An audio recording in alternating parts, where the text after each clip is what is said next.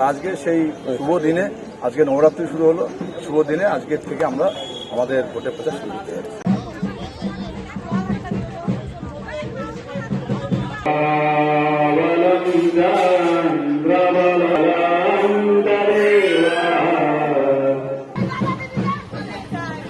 Ramakrishna IVF centre, মা হওয়ার স্বপ্ন পূরণ। দেখুন, আমাদের প্রার্থী ঘোষণা হয়েছে সোমবার, তো মঙ্গলবার আমি গিয়েছিলাম হনুমান মন্দির পুজো দিতে।